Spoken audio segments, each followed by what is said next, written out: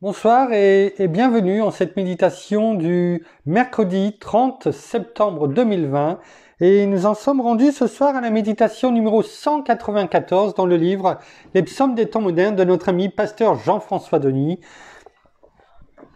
Et le titre de ce soir que nous allons voir ensemble, le plus fort c'est mon Père. Merci Père, merci Seigneur, merci bien-aimé Saint-Esprit de conduire une fois de plus toute la méditation de ce soir. Fortifie-nous, que ce que tu veux nous montrer, jaillisse en nous. Oh bien-aimé Saint-Esprit, dans le nom de Jésus, viens nous recouvrir, viens déverser en nous ton enseignement afin que nous te glorifions une fois de plus ce soir, Père, et que tu nous vois avancer, comme nous l'avons médité hier sur le droit chemin. Alors à toi toute la gloire, Père, dans le nom de Jésus. Merci, bien-aimé Saint-Esprit. Amen. Le plus fort, c'est mon Père. À chaque jour, dès notre lever, nous faisons face à l'adversaire qui travaille d'arrache-pied pour nous troubler et nous défaire. Mais le plus fort, c'est mon Père. Régulièrement, l'ennemi essaie de m'intimider à travers son argumentaire, empruntant cette voix autoritaire afin de masquer ses paroles légères. Mais le plus fort, c'est mon Père.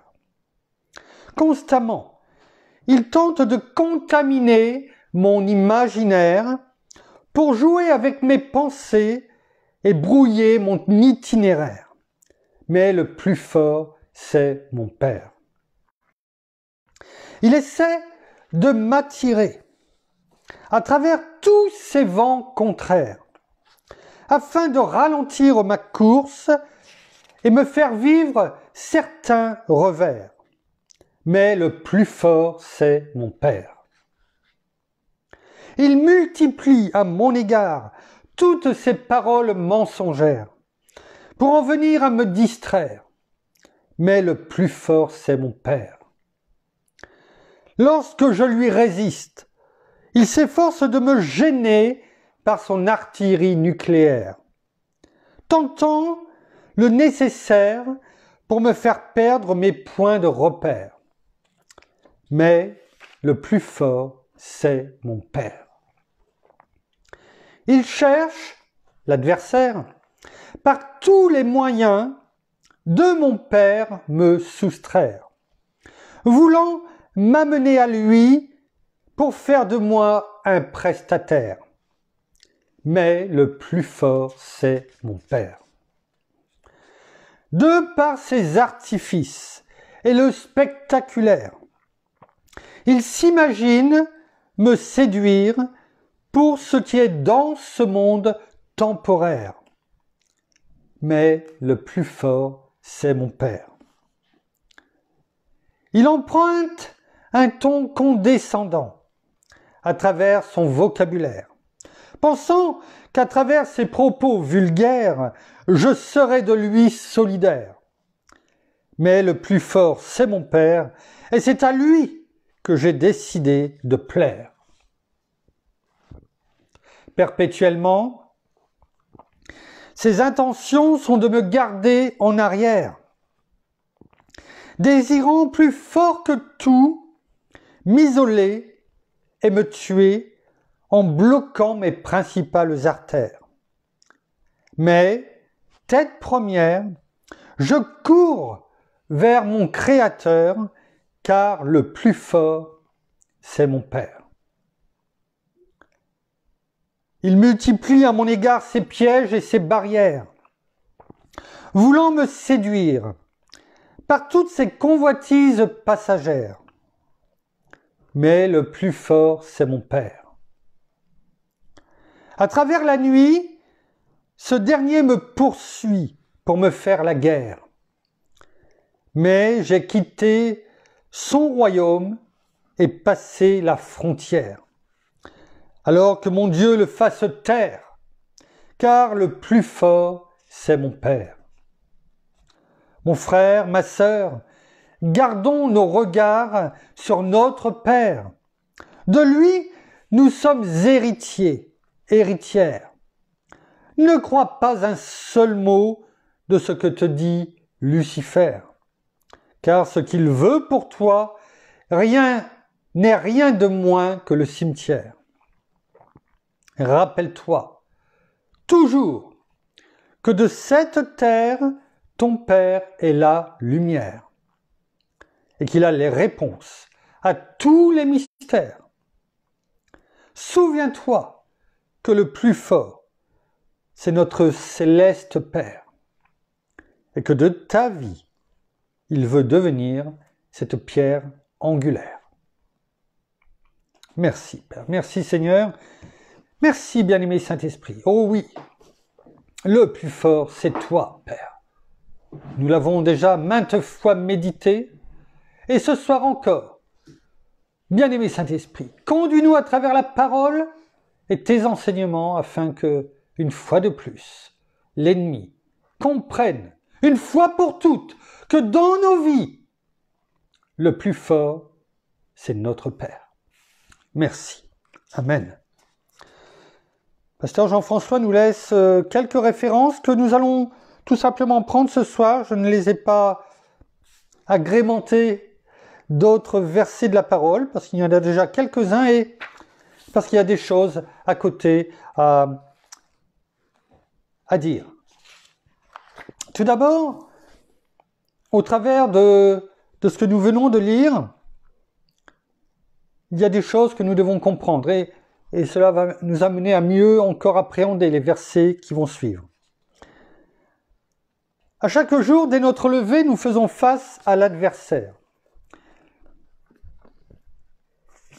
J'ai noté, sur mes petits papiers, vous savez comment je fonctionne maintenant, on a l'habitude de travailler ensemble. Est-ce que nous faisons face à l'adversaire lorsque nous nous levons? Oui. Oui, on fait face à l'adversaire lorsqu'on se lève. Qui ne s'est pas levé du pied gauche? Vous connaissez cette expression? Se lever du pied gauche.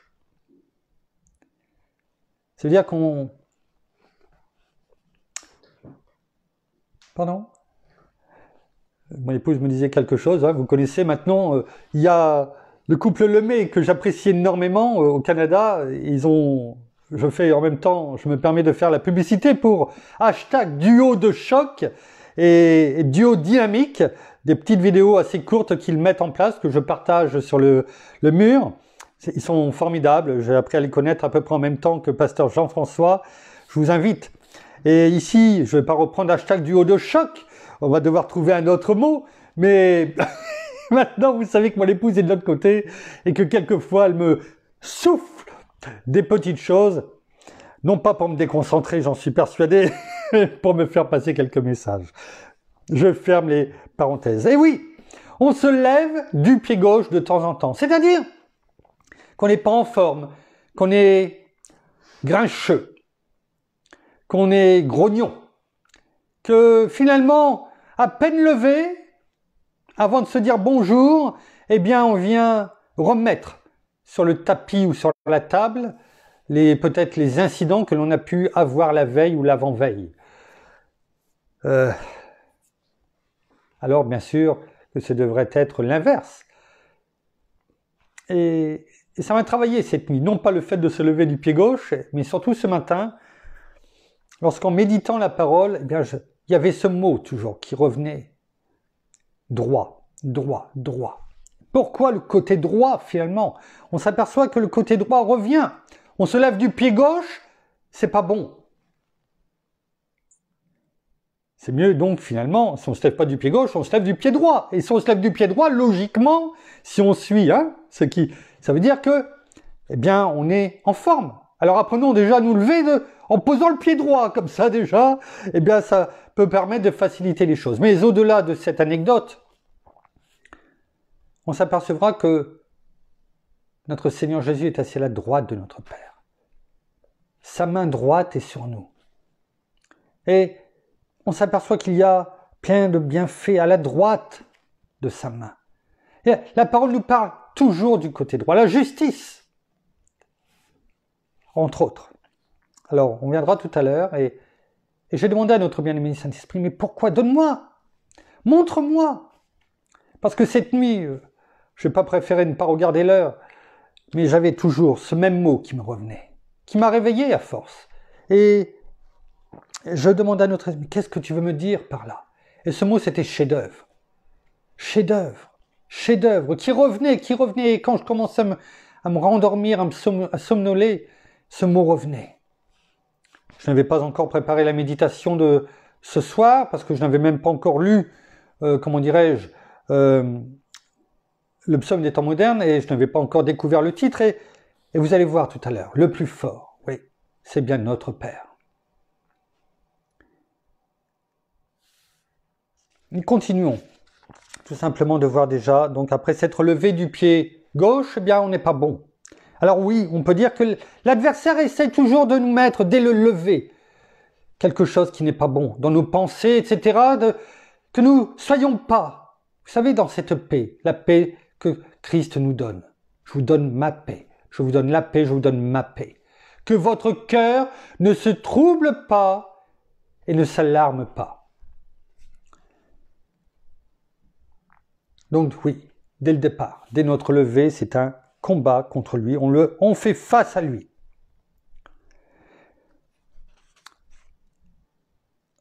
Je regarde.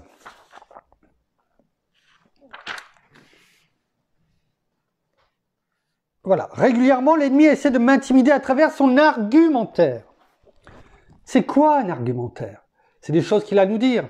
Alors, je me suis dit, ça va être plus facile, vous savez quoi? D'aller voir la définition de ce que nous dit l'argumentaire. On va aller voir ce que nous donne comme définition argumentaire. Et vous allez reconnaître, oui, vous allez reconnaître l'ennemi beaucoup plus facilement.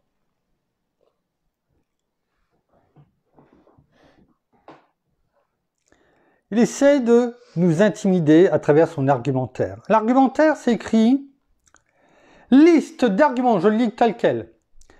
Liste d'arguments de vente établis pour donner au vendeur une connaissance précise des caractéristiques et qualités du produit qu'il est chargé de commercialiser. C'est un bon vendeur. Dans le monde, on dit, alors je ne sais pas ailleurs, mais en France en tout cas, il est tellement bon vendeur qu'il arriverait à vendre sa grand-mère. Ou sa mère. Sa mère, sa grand-mère, en tout cas, les personnes de sa famille.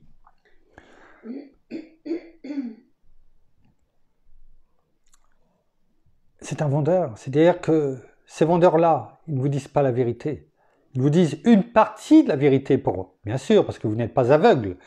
Mais vous êtes simplement aveuglé. C'est-à-dire que vous pouvez voir certaines choses. C'est la partie, je dirais, visible de l'iceberg. La vérité. Mais la plus grosse partie, ce n'est pas ce qui se voit, c'est ce qui est en dessous, ce qu'on ne voit pas.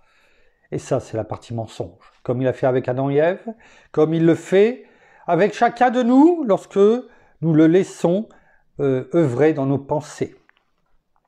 C'est ça, argumentaire. Alors, sachons reconnaître non pas les mauvais vendeurs, mais il y a, comment on appelle ça, qu'importe le nom.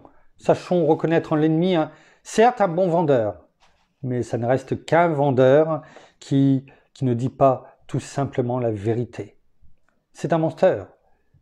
C'est sa profession.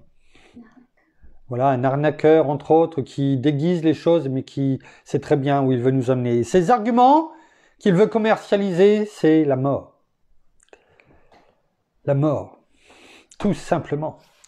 L'éternité avec lui, la mort éternelle. Et oui, il essaie de nous intimider avec ses belles paroles sans nous laisser lui-même répondre à ces questions. En nous bombardant de ces arguments qui sont on l'a vu, nombreux. Et pour cela, il utilise beaucoup d'artifices. Alors non pas les feux d'artifice, mais on va le voir, ce que veut dire artifice dans le sens que on l'emploie dans ce que nous avons lu, c'est-à-dire des moyens habiles visant à cacher la vérité, à tromper sur la réalité. Vous voyez, c'est exactement ce qu'on vient de prendre comme image avec l'iceberg. Moyen ingénieux d'agir. Oui, voilà ce que ça veut dire artifice. Ça le décrit bien.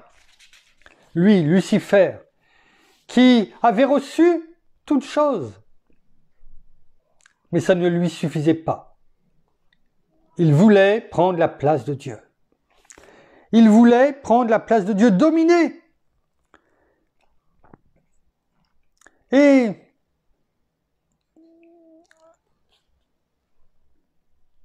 quelque part, il voulait être le plus grand, le plus beau.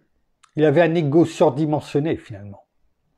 Et lorsqu'il a été chassé des cieux, avec un tiers des anges qui l'ont suivi, eh bien, notre Père, oh, pas que lui, notre Seigneur était avec lui, hein, parce que lorsqu'il dit « créons l'homme à notre image »,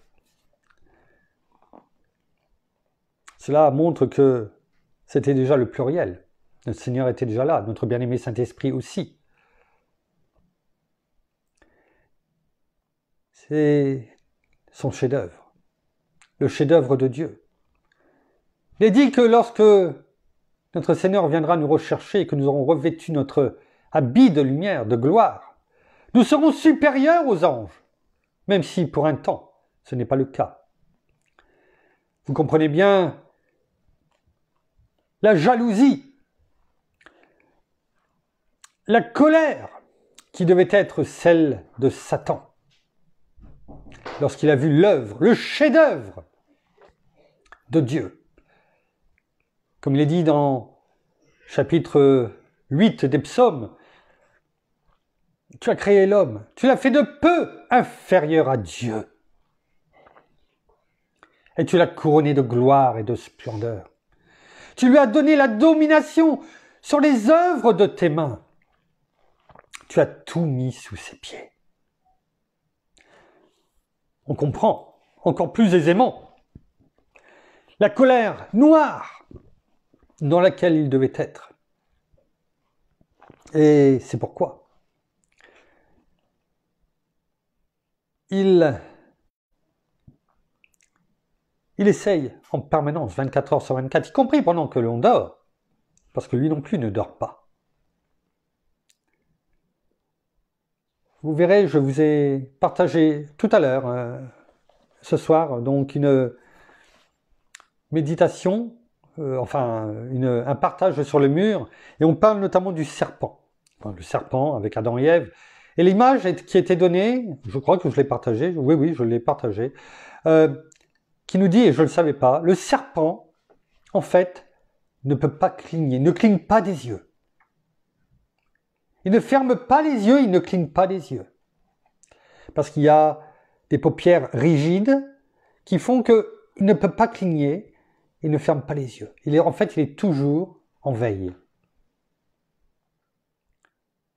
24 heures sur 24. Toujours à l'affût de sa proie. Et lorsque sa proie somnole, s'endort, il attaque. Voilà le serpent. La seule chose, c'est que la parole nous dit qu'il ne dort pas, celui qui garde Israël, le peuple de Dieu. Il ne dort pas. Il est toujours réveillé. Lui aussi est le plus fort. C'est notre Père. Alors, l'ennemi cherchera tout simplement par ses artifices à nous faire tomber. Parce qu'il sait, lui, que Dieu est le plus fort. Oh, il le sait qu'il est plus fort que lui. Et Sa seule possibilité pour faire tomber l'homme, qui est à l'image de Dieu, de peu inférieur à l'image de Dieu, eh bien, c'est de le bombarder d'argumentaires, d'artifices. Alors si nous mettons et que nous gardons notre cible, notre focus, comme nous l'avons dit depuis 194 méditations, sur celui qui est notre Père, eh bien, et que nous marchons, comme on l'a dit hier, sur le chemin de la droiture, le droit chemin, eh bien, il nous rendra parfaits, forts, habiles, afin que nous ne tombions pas. Et que personne puisse nous faire tomber, donc, y compris l'ennemi.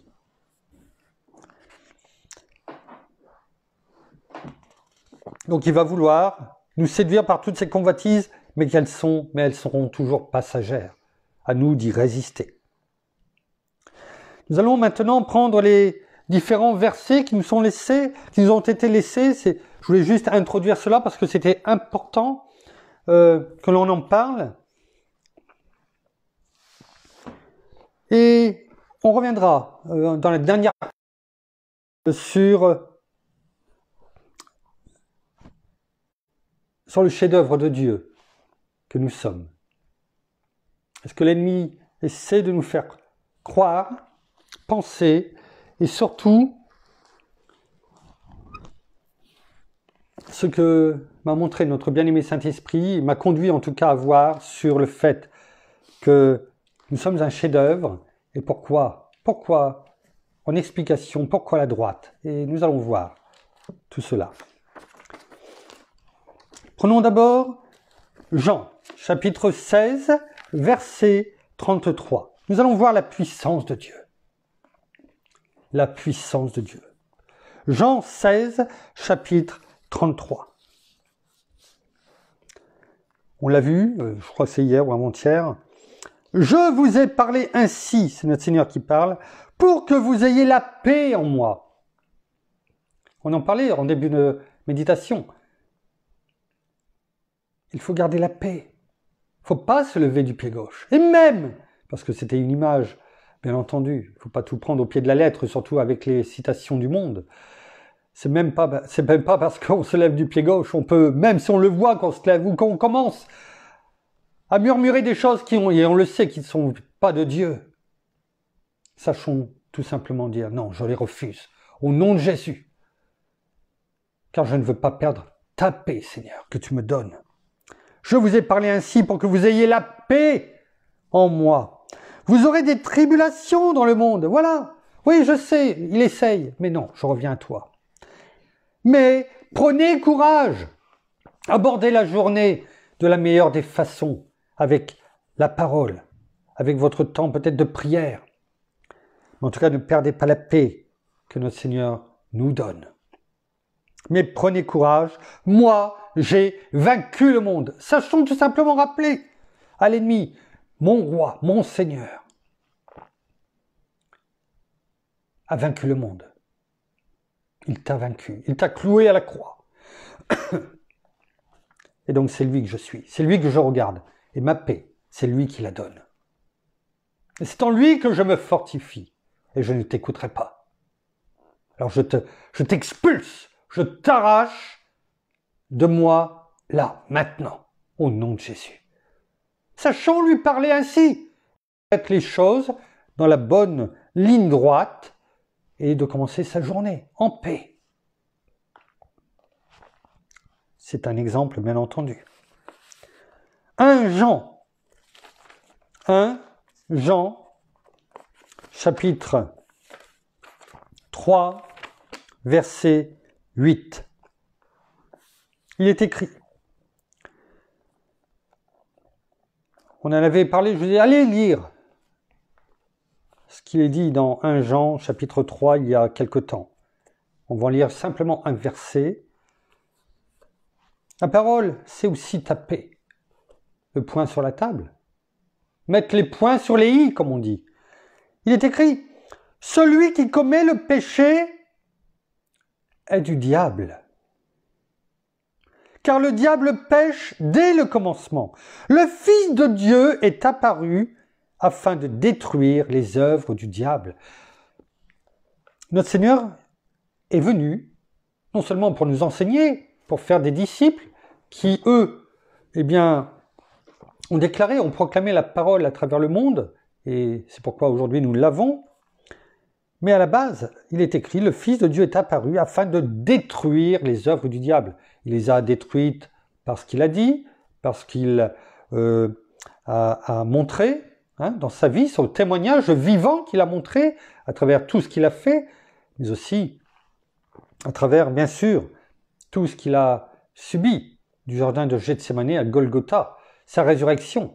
C'est tout cela qu'il a fait pour détruire les œuvres du diable. Et ce qui, depuis son sacrifice à la croix et sa résurrection, est notre bien-aimé Saint-Esprit qui nous a été envoyé par Dieu le Père, notre Père, au nom de Jésus, c'est également ce qu'il fait. On continue, pour nous, jusqu'à aujourd'hui, jusqu'à ce que là, on parle, tant qu'on peut dire aujourd'hui. Voilà, c'est cela, venir, comme il l'a fait, pour détruire les œuvres du diable. Et il les détruit au jour le jour. Encore faut-il que nous fassions notre part. Il les détruit à partir du moment où on se laisse aussi, où on le laisse les détruire en son nom dans nos vies. Mais si nous laissons les portes ouvertes, les fenêtres grandes ouvertes, je peux vous le garantir que ces colporteurs, je cherche le nom tout à l'heure,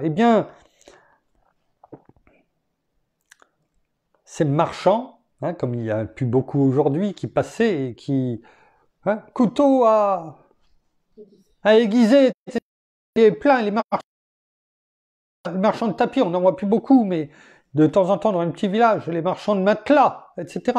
Je peux vous garantir que si vous laissez les portes ouvertes et les fenêtres ouvertes, ces marchands, ils vont rentrer chez vous. Ils viendront voir s'il y a quelqu'un. Et une fois qu'ils seront rentrés, on aura du mal à les faire sortir sans avoir acheté quelque chose. Fermons les portes, fermons les fenêtres. Et ne laissons pas non plus rentrer n'importe qui chez nous. Proverbe, chapitre 18. Proverbe, c'est toutes les références que pasteur Jean-François nous a laissées. Proverbe, chapitre 18, verset 10. Le nom de l'Éternel est une tour forte. Le juste y court et s'y trouve hors d'atteinte. On va le prendre. Si ça veut bien s'ouvrir. Voilà. On va le prendre. Proverbe 18,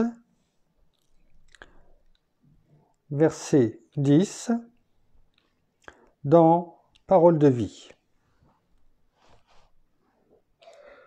Il n'a pas pris. Proverbe, on a dit, Proverbe, excusez-moi, un petit bug. Proverbe 18, verset 10.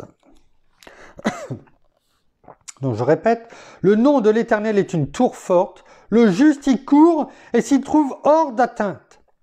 Et là, en Parole de vie, version Parole de vie, il est écrit, le Seigneur protège avec puissance. Non seulement il nous protège, mais il nous protège avec puissance. Tout ce que nous avons lu sur « Mais notre Père est le plus fort », ce n'est pas que des mots en l'air.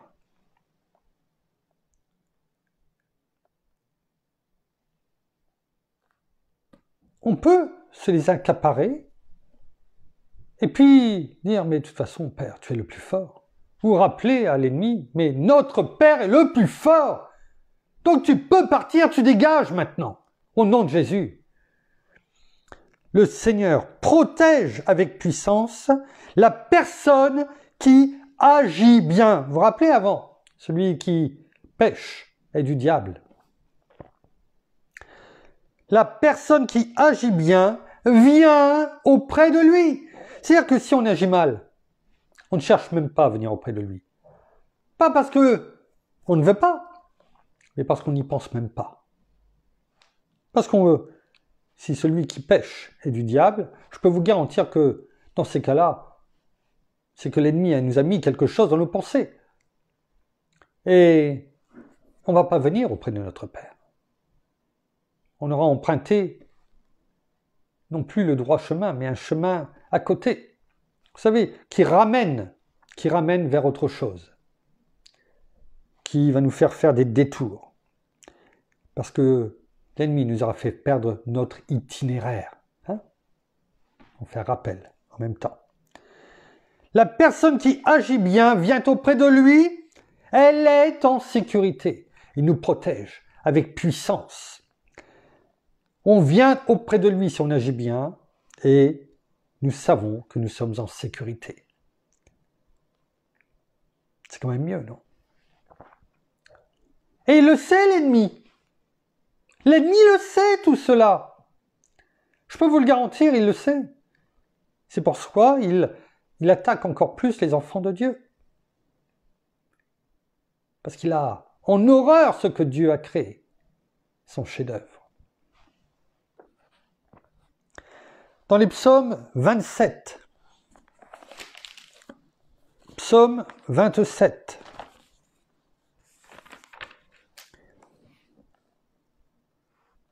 versets 1 à 3. L'Éternel est ma lumière et mon salut. De qui aurais-je crainte? L'Éternel est le refuge de ma vie. De qui aurais-je crainte? Quand ceux qui font le mal s'approchent de moi pour dévorer ma chair, mes adversaires et mes ennemis, ce sont eux qui trébuchent et qui tombent. Si une armée se campait contre moi, mon cœur n'aurait aucune crainte. Si une guerre s'est levée contre moi, je serais malgré cela plein de confiance. Qu'importe les tempêtes de nos vies, qu'importe qu'elles soient petites, moyennes ou violentes, que ce soit une tornade, là j'ai vu tout à l'heure qui arrivait par la Bretagne. Oui, il prévoit des vents violents ce week-end chez nous. À l'opposé, nous sommes à l'est, la Bretagne c'est à l'ouest. Ça va traverser la France. Et alors? Qu'importe, nous prierons pour que le vent diminue, bien entendu, et ce sera le cas. Mais qu'importe la tempête de nos vies, physique ou spirituelle, si nous sommes sur le droit chemin, entre ce que nous avons dit hier et depuis tant de jours et aujourd'hui, nous savons qui est le plus fort. Et c'est à nous tout simplement de le déclarer, de le proclamer. Oui, nous sommes en guerre dès notre levée, on l'a vu tout à l'heure. Et alors, l'Éternel des armées est notre étendard, Jéhovah Nissi. Il combat pour nous. Il est devant nous. Il est avec son peuple, ses enfants. Il ne nous délaissera pas, ni ne nous abandonnera. Mais soyons attachés au bien. Venons dans sa présence, auprès de lui, et nous serons en sécurité. Exode, chapitre 15, verset 6. Ta droite, vous vous rappelez, je vous ai dit, on y viendra à la fin. On prendra 10 minutes, on débordera une fois de plus un petit peu, mais c'est important. Ta droite, ô Éternel, est magnifiée par sa vigueur. Ta droite, ô Éternel, a écrasé l'ennemi.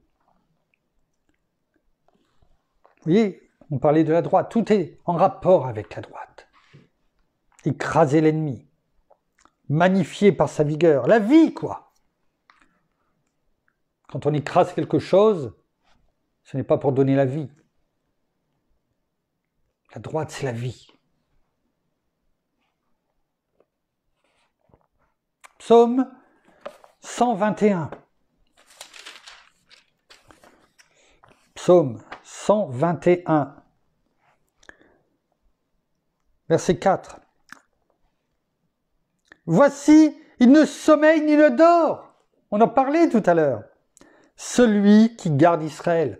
Oui, l'ennemi ne dort pas, je vous ai peut-être... moi j'ai appris avec le serpent. Et ça montre bien, c'est l'image finalement. On se demandait pourquoi le serpent, quelquefois, ben voilà. Donc oui, c'est pourquoi il rôde. Hein. Mais notre Père est le plus fort. Voici, c'est la réponse qu'on lui donne. Voici, tu croyais peut-être nous avoir? Non, non. Il ne sommeille ni ne dort, celui qui garde Israël, c'est-à-dire le peuple de Dieu dont nous faisons partie. L'Éternel est celui qui te garde. L'Éternel est ton ombre à ta main droite. Voyez, on y revient. Pendant le jour, le soleil ne te frappera point, ni la lune pendant la nuit. Ça veut dire que il est toujours là. L'ennemi peut-être, mais Dieu aussi. Dieu aussi. L'Éternel te gardera de tout mal. Il gardera ton âme. C'est-à-dire le siège de nos pensées, de nos émotions, de notre volonté. Voyez, même si l'ennemi veut nous attaquer à ce niveau-là, parce que c'est l'endroit où il va essayer de nous attaquer, eh bien, l'Éternel te gardera de tout mal, il gardera ton âme. Il faut le croire. Par la foi, Père, Seigneur, bien-aimé Saint-Esprit, je sais que tu gardes mon âme. Et même là, l'ennemi. Même si quelquefois il peut me mettre un doute, j'interviens tout de suite et je sais que c'est vers toi. Et je le déclare et je le proclame parce que tu es le plus fort. Parce que tu le dis. L'Éternel gardera ton départ et ton arrivée. Tu te lèves le matin jusqu'à ce que tu te recouches. Il va te garder. Mais pendant la nuit aussi, il veille sur toi. Dès maintenant, c'est-à-dire là, tu le sais maintenant, dès maintenant, il y a toujours, tu vas aller te coucher tout à l'heure, ne crains rien. Tu sais que quand tu vas y aller, il veille sur toi. Tu peux dormir paisiblement, il veille sur toi. Et même si l'ennemi veut t'attaquer, il ne pourra pas. Parce que Dieu, notre Père, veille sur toi. Et demain matin, quand tu vas te lever, dès ton départ, dès que tu te lèves de ton lit, qu'importe le pied que tu vas te lever, mais c'est quand même du pied droit.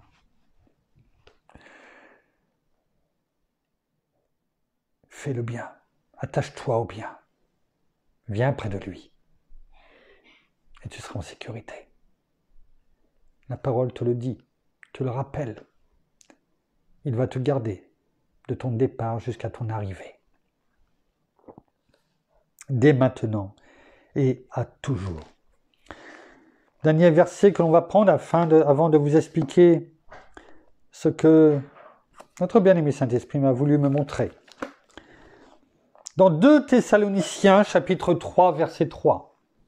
2 Thessaloniciens 3, verset 3. Il est écrit « Mais le Seigneur est fidèle. Il vous affermira et vous gardera du malin. »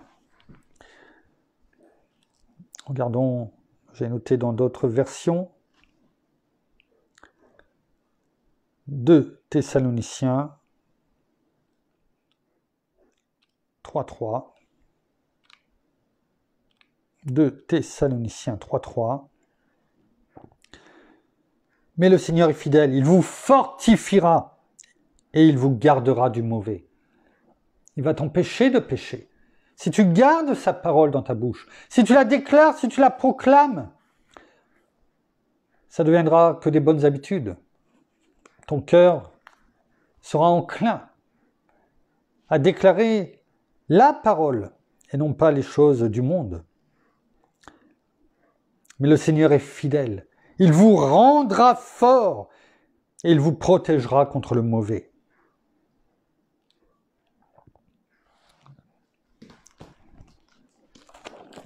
Voilà pour les versets de la parole. Et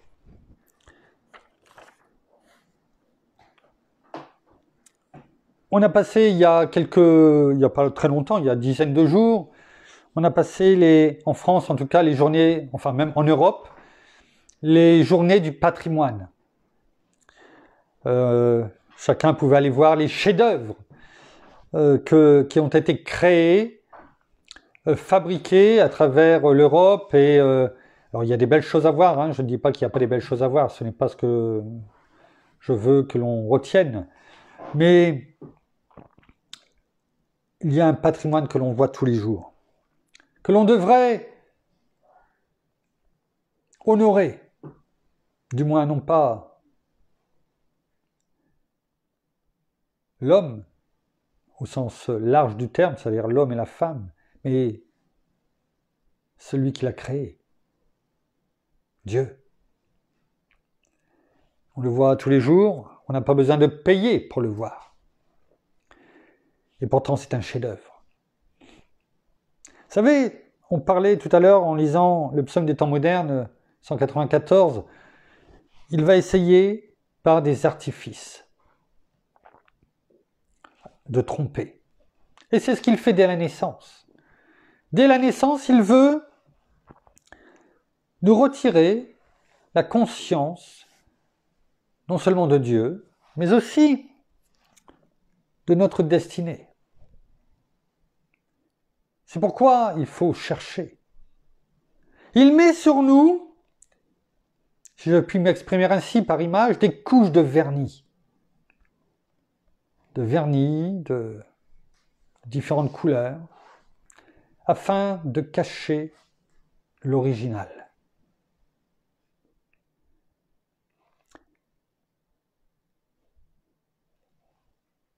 Et ce chef-d'œuvre, finalement, on ne le voit pas.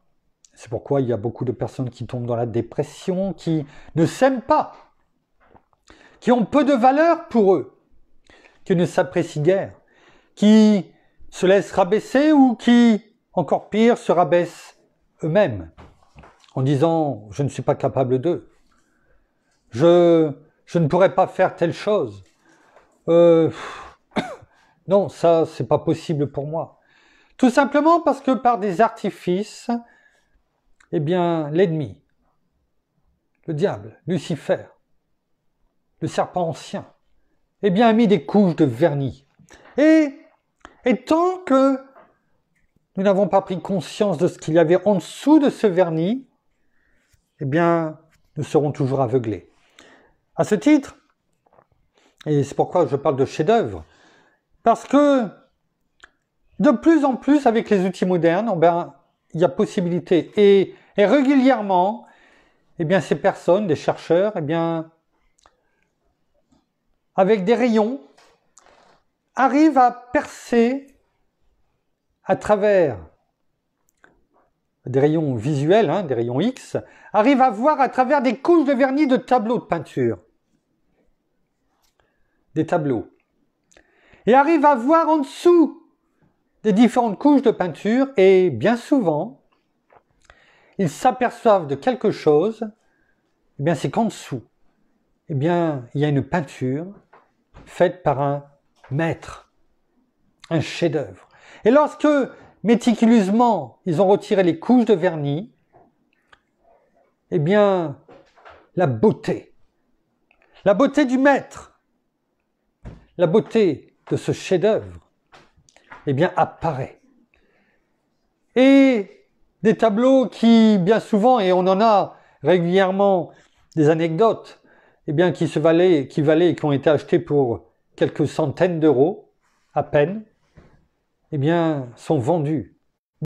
Quand je dis des, c'est plusieurs dizaines, voire dizaines, ou même bien au-delà, millions d'euros, simplement parce que la couche de vernis a été retirée, parce que le chef-d'œuvre est apparu. Et nous sommes des chefs-d'œuvre.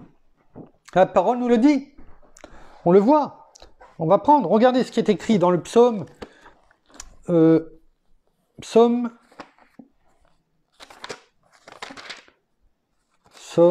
139, verset 14. Je te célèbre, car je suis une créature merveilleuse. Tes œuvres sont des merveilles, et mon âme le reconnaît bien. sommes les œuvres de Dieu, nous sommes un chef-d'œuvre. Il y a juste besoin de retirer ce vernis pour que ce chef-d'œuvre apparaisse non seulement à nos yeux, mais aux yeux des autres. La lumière jaillit. On prend conscience de qui nous sommes.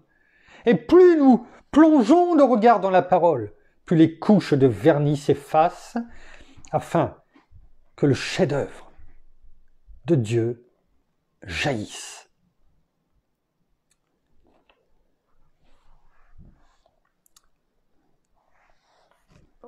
Tout à l'heure, il y a un mot également, on va terminer par cela, qui a été employé, et c'est celui-ci, qui m'a donné à réfléchir, entre chef-d'œuvre justement et droit, droite. Et je me suis dit, pourquoi ce mot? Et voilà. Perpétuellement, ces intentions de l'ennemi sont de me garder en arrière, désirant plus que tout m'isoler et me tuer en bloquant mes principales artères. On peut le prendre dans le sens artère, route, oui. Mais je ne voyais pas le rapport à ce moment-là avec chef-d'œuvre. Mais le bien-aimé Saint-Esprit m'a permis de comprendre, au travers de cela, artère, de voir comment l'ennemi veut faire. Mais en voulant bloquer les artères du corps humain pour amener les personnes à la mort. Oh, il a failli le faire avec moi en 2011, novembre 2011. Il avait bouché une de mes artères à 98%. Je ne fumais pas, je ne buvais pas, ce qui a toujours été le cas. Et pourtant, j'avais une artère bouchée à 98%, a priori depuis plusieurs années. Mais Dieu, dans son immense bonté, a permis que rien ne me soit arrivé et que j'ai pu être soigné à temps. Et c'est cela qui m'a été rappelé avec chef-d'œuvre et artère. Et en cherchant, pas longtemps, parce que notre bien-aimé Saint-Esprit me permet d'optimiser au maximum mon agenda, et il sait que l'agenda est important, m'a dirigé vers un article qui nous explique le fonctionnement. Il n'y en a pas pour longtemps, et on va comprendre combien nous sommes un chef-d'œuvre de Dieu, on va comprendre comment les athées peuvent croire que tout ce qui est fait et refait à chaque naissance depuis des milliers d'années n'est que le fruit du hasard. Oui, c'est assez extraordinaire. Alors regardons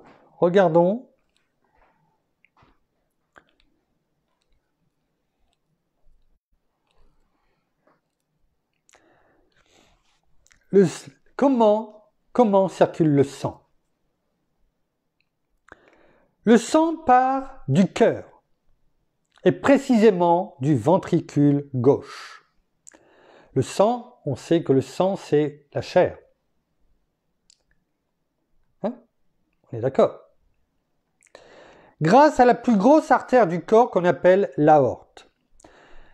Celle-ci se divise ensuite au fur et à mesure de son trajet pour donner des artères de calibre de plus en plus petit qui vont se diriger chacune vers un organe et donc l'irriguer. Donc on part d'une grosse et petit à petit il y a des petites, plus ou moins grandes et petites qui vont aller vers les différents organes pour les alimenter avec le sang. Là se font les échanges. Et regardez, le sang donne de l'oxygène et des nutriments à l'organe. Et c'est important. Parce que le sang qui va apporter l'oxygène aux organes et les nutriments nécessaires, il n'y aurait pas possibilité de vivre, de vie. Mais ces organes en échange lui restituent quoi? Les déchets et du gaz carbonique dû à son fonctionnement. Ce sang veineux, qui n'est plus de couleur rouge, mais à ce moment-là qui est de couleur bleue, est sous basse pression. Parce que le sang, quand il sort de l'aorte, est sous haute pression. Et c'est par à-coups que ça sort du cœur vers l'aorte. Comme ça. Et vous savez quoi? C'est ce qui donne le pouls. En fait, c'est ce qu'on entend, c'est l'envoi du sang dans l'aorte, sous haute pression. Et ce mouvement que je fais devant vous, c'est comme l'écho, le pouls que l'on peut prendre. En fait, c'est le sang qui est envoyé. Mais ce sang bleu, lui, est sous basse pression. Il va donc remonter par les veines, hein, vous voyez, c'est plus la même chose, jusqu'au cœur. Vous voyez le chemin? Jusqu'au cœur. Et, va donc remonter par les veines jusqu'au cœur droit, plus précisément à l'oreillette droite, puis au ventricule droit. Est-ce que vous avez compris un petit peu là? Est-ce que vous avez vu cette signification ou est-ce qu'il n'y a que moi qui l'ai vu? Le sang, c'est la chair, certes, mais il est rempli d'oxygène, de nutriments qui donnent la vie aux organes. Et les organes, en échange, envoient les déchets de gaz carbonique qui remontent tranquillement jusqu'au côté droit. Le ventricule droit, l'oreillette et plus précisément l'oreillette droite. Côté droit. Là où tout va s'opérer. Pourquoi? Regardez. Le cœur se contracte et expédie ce sang bleu dans l'artère pulmonaire en direction des poumons. Le sang est donc sous plus haute pression dans une artère aux fibres élastiques et arrive aux poumons. Comme tout organe, il reçoit des artères, comme tous les autres, qui donnent rapidement des artérioles, puis des capillaires. Mais là, c'est pas là le plus important. Là, ce sang bleu, qu'est-ce qui va se passer? Vous savez, tous les déchets qui sont passés et qui sont remontés du côté droit. Ce sang bleu est oxygéné. Et il repart comment? Rouge. Il est purifié. Purifié. Il repart rouge et sous basse pression, donc par une veine. Les veines pulmonaires véhiculent donc du sang rouge et sous basse pression, lequel parvient au cœur de nouveau par les veines gauche, l'oreillette gauche, puis le ventricule gauche, qui l'expédie à nouveau dans la grande circulation. La boucle est bouclée. Les déchets. Tous les scories, vous savez, les scories que l'on a parlé il n'y a pas longtemps, qu'il fallait retirer pour avoir quelque chose de pur, de grande valeur. Tous ces déchets sont dans ce chef-d'œuvre que nous sommes, que Dieu a créé, eh bien, est oxygéné, est rendu, toute cette vie en nous est rendue possible, parce que le ventricule droit, l'oreillette droite, vous voyez, là encore, on retrouve le côté droit, la droite de Dieu, sa main droite, son chef-d'œuvre, tout bascule à droite. C'est échangé. C'est de là que la vie est sans cesse renouvelée et débarrassée de ses déchets. Il ne nous demande qu'une chose, d'être dans la foi, à ses côtés, et il va se débarrasser de nos vies. Et il va nous enseigner, et il va nous diriger sur le chemin droit, où tout déchet de nos vies, de nos âmes, de notre âme, de notre cœur, sera purifié par la parole de Dieu. Dans le nom de notre Seigneur Jésus et par notre bien-aimé Saint-Esprit qui agit en nous en permanence. Merci Père, merci Seigneur, merci bien-aimé Saint-Esprit. Nous terminons par la prière. Merci. J'attends mon épouse. Nous attendons mon épouse, et non pas notre épouse. Nous l'attendons aussi, mais notre époux et non pas notre épouse. En attendant, j'attends mon épouse. Nous attendons. Merci. Merci Seigneur encore pour cet enseignement de ce soir. Merci encore parce que par la parole, eh bien, tu te révèles à nous. Merci de nous montrer la vérité, de chaque jour ouvrir nos yeux à cette vérité, afin que nous ne soyons pas simplement des personnes qui suivent aveuglement toutes les choses qui sont mises dans le monde et que nous marchions toujours tête baissée, alors que toi tu nous demandes de relever la tête, de regarder en haut, d'avoir ce regard tourné vers toi, vers le ciel, afin de pouvoir te parler, afin de pouvoir te contempler. Merci, merci Père, encore ce soir, eh bien, pour cette magnifique créature que nous sommes, cette magnifique machine, si je peux m'exprimer ainsi, suivant eh bien toute l'explication que nous avons entendue. Oui, nous sommes une parfaite machine. Les rouages sont parfaits, tout est bien huilé, tout est bien ordonné. Tu as fait un travail on pourrait dire d'horloger, un travail de précision, d'orfèvrerie. Et nous sommes vraiment cette pierre précieuse que tu nous dis. Oui, nous sommes un joyau. Chacun d'entre nous, nous sommes un joyau. Nous sommes tous différents parce que tu nous as tous créés différemment. Nous avons tous un ADN différent. Mais la seule chose qui n'est pas différente, eh bien, c'est que nous sommes tous tes enfants. Oui, nous sommes tes enfants. Alors merci pour ce don de vie que tu mets en chacun d'entre nous chaque jour et c'est ce qui nous permet d'avancer, c'est ce qui nous permet de vivre et de contempler tes merveilles que tu mets en nous chaque jour.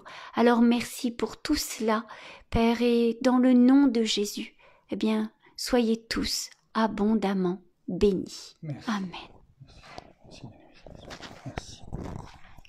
Voilà, ainsi s'achève la méditation de ce soir. Nous vous bénissons abondamment de toutes les bénédictions spirituelles dans les lieux célestes en Christ. Nous vous saluons toutes et tous au Canada, au Québec, à Montréal, partout dans la francophonie, à Paris. Nous vous aimons, nous vous chérissons, nous vous gardons dans nos cœurs et nous vous une bonne nuit, en tout cas. Maintenant, vous savez que vous allez pouvoir dormir paisiblement. Eh bien, nous vous donnons rendez-vous demain, au même endroit. J'attends le... Non, je pense à la même heure. Mon duo, le duo a encore frappé, je ne sais pas. Si vous avez un nom à nous donner, n'hésitez pas. Hashtag... Je vous laisse Voilà, ça sera peut-être vous qui trouverez le hashtag à mettre en place. Eh bien, on laisse à 20h30 et si il advenait que ce soit plus tôt, on vous fera passer un message. Si vous ne voyez rien passer, eh bien, comme Sœur Anne, eh bien, c'est que c'est toujours 20h30. Nous vous souhaitons une très bonne soirée, fin de soirée, une très bonne nuit. À demain. Au revoir.